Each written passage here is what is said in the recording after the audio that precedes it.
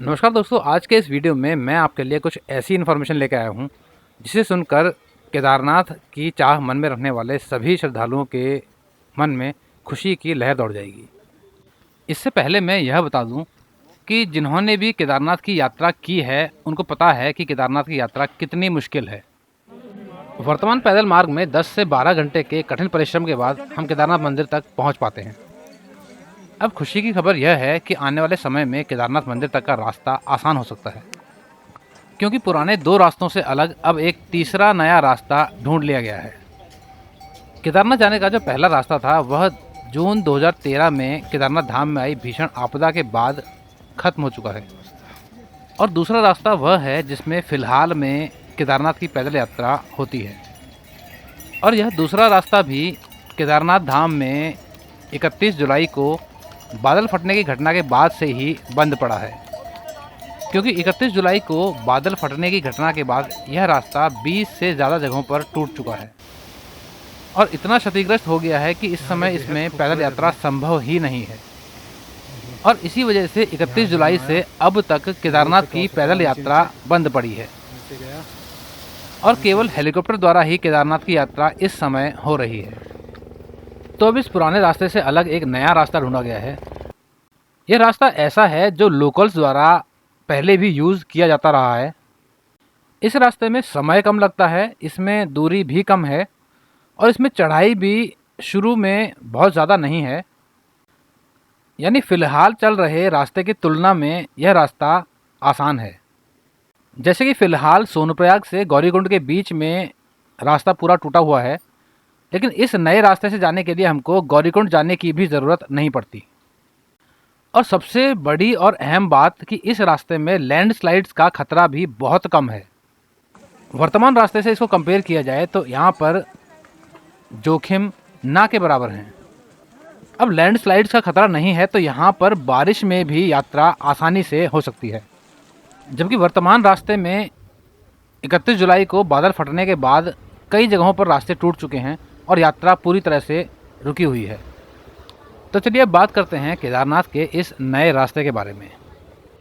उत्तराखंड में कालीमठ वैली का आखिरी गांव है चौमासी, जो कि गुप्तकाशी से लगभग 22 किलोमीटर की दूरी पर है। यदि हम पुराने रास्ते से केदारनाथ जाना चाहते हैं तो हमें गुप्तकाशी से सोनप्रयाग आना पड़ता है, और गुप्तकाशी से सोनप्रयाग की दूरी है लगभग 30 किलोमीटर, और सोनप्रयाग से केदारनाथ मंदिर लगभग 22 किलोमीटर है। वहीं यदि हम चौमासी की बात करें तो चौमासी से केदारनाथ मंदिर मात्र 19 किलोमीटर की दूरी पर है। तो चौमासी से केदारनाथ मंदिर की दूरी कम है, इसलिए हम कम समय में चौमासी से केदारनाथ मंदिर भी पहुंच सकते हैं। चौमासी वाले इस रास्ते पर फ़िलहाल लोकल लोग ही जाते हैं। इसके अलावा कुछ एक ट्रैकर्स भी इस रास्ते का इस्तेमाल करते हैं केदारनाथ मंदिर तक जाने के लिए। दूसरा सबसे बड़ी बात, 2013 में केदारनाथ मंदिर में आई आपदा के समय में इसी रास्ते का इस्तेमाल किया गया था बहुत से श्रद्धालुओं को रेस्क्यू करने के लिए। और इस साल 31 जुलाई 2024 को बादल फटने की घटना के बाद जब सारे रास्ते टूट गए तो उस समय पर भी बहुत से श्रद्धालु घोड़े वाले सभी इसी रास्ते से ही वापस आए हैं। केदारनाथ में बारिश के समय में लैंडस्लाइड्स की वजह से अक्सर रास्ते बंद हो जाते हैं। इसी वजह से सरकार ने भी अल्टरनेट रास्तों को लेकर सर्वे कराया, और जिसकी रिपोर्ट के अनुसार भी चौमासी वाला यह रास्ता एक बेहतर विकल्प के रूप में सामने आया है, जिसको एक अल्टरनेट रास्ते के तौर पर डेवलप किया जा सकता है। और इमरजेंसी सिचुएशंस में भी यह रास्ता बहुत काम आ सकता है, बस इसको थोड़ा डेवलप किए जाने की ज़रूरत है। चौमासी से केदारनाथ वाले रास्ते में जो मुख्य स्थान रास्ते में पड़ते हैं उनमें हैं, चौमासी के बाद 1 किलोमीटर बाद आता है खुड़मा खर्ग, और फिर लगभग 3 किलोमीटर के बाद आता है पयालू, और लगभग 5 किलोमीटर के बाद आता है देवतरी खर्ग, जिसे देव वाटिका भी कहते हैं। फिर है छिपी खर्ग, और फिर आता है खाम बुग्याल। और खाम बुग्याल के बाद लगभग 1 से 1.5 किलोमीटर की खड़ी चढ़ाई चढ़नी पड़ती है, और आगे यह रास्ता भैरव देव मंदिर से होता हुआ केदारनाथ मंदिर तक जाता है। चौमासी रास्ते की बहुत सी विशेषताएं हैं, जिसकी वजह से यह एक वैकल्पिक रास्ते के तौर पर अपनी दावेदारी पेश करता है।